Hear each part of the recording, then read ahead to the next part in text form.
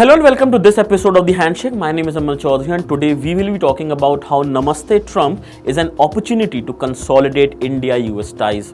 Almost 4 years after taking over the helm and in the last year of his first term in office, the US President Donald Trump is making his maiden visit to India from 24th to 26th February.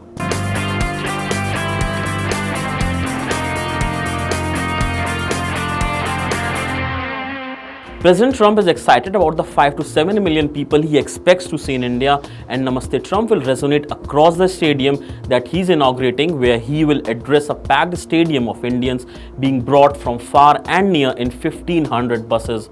If that also translates into votes back home for his re-election campaign from the Indian diaspora in continuation of the Howdy Modi spirit, he is sure to be in his element. However, optics aside, this visit will definitely be treated with the seriousness it deserves, as it comes at a time when tensions in the region are rising, with some of these likely to impact India directly.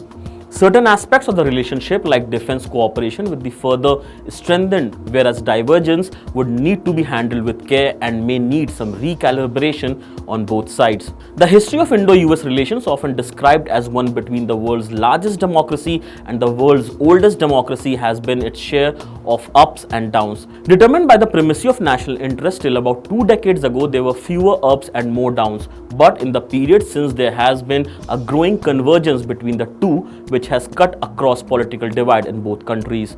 There is a shared understanding that both countries benefit mutually from this relationship, and this visit would help to provide the US president with a better understanding of India's imperatives in the region.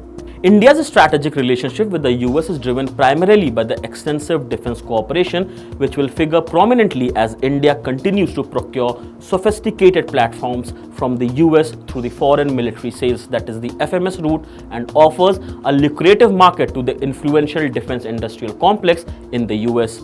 The US expects the sale of the 24 multi-role helicopters for the Navy to be finalized during this visit. Both sides have taken proactive steps to underline the strategic nature of the relationship. The Chinese control of Gwadar makes this even more critical. Both these issues, therefore, need to be ring-fenced from the future course of US-Iran relations.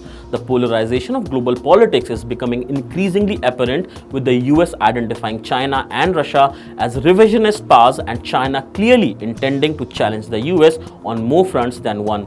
Last week, India was declared a developed country by the USA, the immediate fallout of which would be the discontinuation of aid.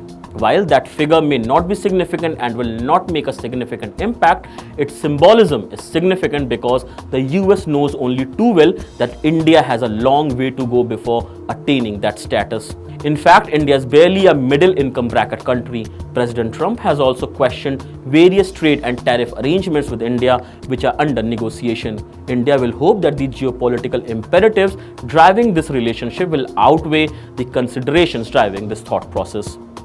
So this is it from this episode of The Handshake. For more such videos, keep watching MyNation.